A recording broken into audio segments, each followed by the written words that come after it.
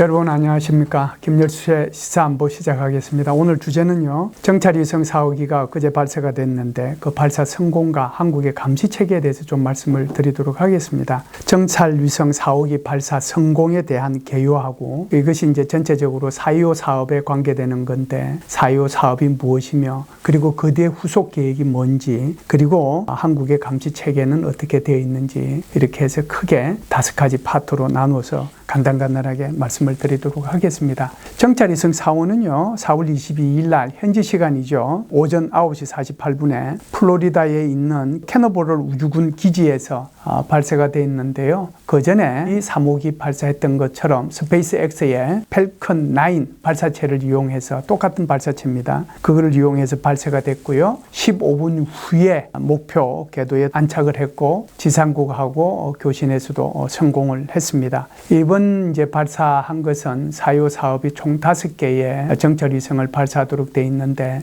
4번째죠. 그래서 제1호 발사가 2023년 12월 달에, 그리고 2호기하고 3호기가 작년 4월과 작년 12월 달에 발사가 됐고요. 그리고 이제 이번에 4호기가 발사가 됐고, 올해 내로 5호기가 발사가 되면 전체적으로 4.25 사업은 완료가 됩니다. 그러면 4.25 사업은 뭘까요? 2017년도 4월 25일 날요, 군 정찰위성 체계 구축 사업을 본격적으로 착수한 날이 그날입니다. 그렇기 때문에 이것을 우리는 4.25 사업이라고 얘기를 하는데요. 이 4.25 사업의 목적 자체가 뭐냐면 바로 독자적인 감시 정찰 능력을 확보하고, 북한의 위협에 대응하면서 우리가 독자적인 정찰 능력이 있으니까 자율적인 작전, 소위 말해서 작전의 자율성을 강화할 목적으로 이런 4.25 사업을 추진을 해왔습니다.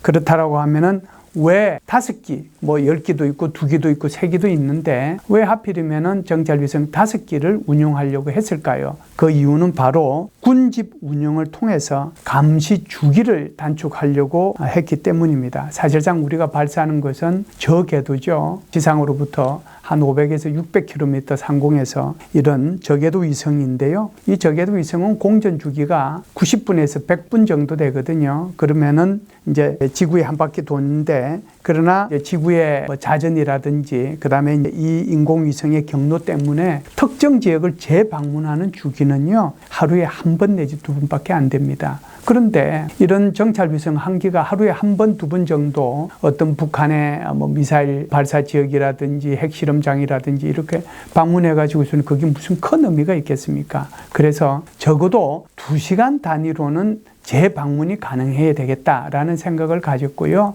그러면은 2시간 단위로 재방문을 하려면은 적어도 5기의 정찰위성이 필요하다라는 그런 판단하에 5개의 정찰위성을 띄우도록 했다라고 말씀을 드리고, 그 중에 4번째 것까지가 성공이 돼서 곧 이제 올해 내로 5번째 발사가 되면은 4.25 사업은 완료가 됩니다. 그러면 이제 이런 정찰위성이요, 이제 종류가 1호부터 5기까지 다 그러면 똑같으냐? 그렇지는 않습니다. 정찰위성 1호기 하고요, 그리고 2호기부터 5호기까지 탑재되는 소위 말하는 그 위성이 달라집니다. 1호기는요, 전자광학 장비, 그러니까 2호하고 적외선 장비라고 우리가 흔히 이야기하는 IR이거든요. 이것이 이제 탑재가 된 거고요. 2호기부터 5호기는 합성 계구 레이더 시스템이라고 얘기하는, 우리가 흔히 SAR라고 하는 것이 탑재가 되거든요. 그러면은 이 3가지가 조금씩 차이가 있을 거예요. 2호라고 하는 것은 전자광학인데, 이거는 낮 동안에 고해상도의 컬러 이미지를 촬영을 할 수 있습니다. 그런데 이것이 날씨가 흐리거나 밤이 되거나 안개가 많이 끼거나 구름이 많거나 이러면 촬영이 안 되는 거거든요. 그러니까 이거는 이제 큰, 아주 날씨 좋을 때 이렇게 좋은 해상도를 가진 컬러 사진을 찍어낼 수 있다는 그런 장점이 있지만, 반대로 더 많은 단점들이 있죠. 이것을 조금 보완하기 위한 것이 바로 적외선 장비인데요. 그 적외선 장비는 야간이나 기상이 악화되었을 때 열을 감지하는 거거든요. 열을 감지해서 이걸 촬영하는 거기 때문에, 그래서 1호기에는 이 2개가 탑재가 되어 있습니다. 이게 1호기고요. 지금 2호기부터 엊그제 쏜 그 4호기까지, 그리고 앞으로 쏘게 될 5호기까지는 전부 다 SAR라고 하는 합성 계구 레이더, 이 레이더를 탑재하게 되는데요. 이것은 고해상도의 흑백 레이더 영상입니다. 이것은 이제 주간, 야간, 악천후 이거하고 전혀 관계없이 전천후로 이게 촬영이 가능한데요. 이것은 이제 어떤 원리냐 하면은 전자파를 이제 목표 지점에 쏘잖아요. 그러면은 그 전자파가 되돌아오게 됩니다.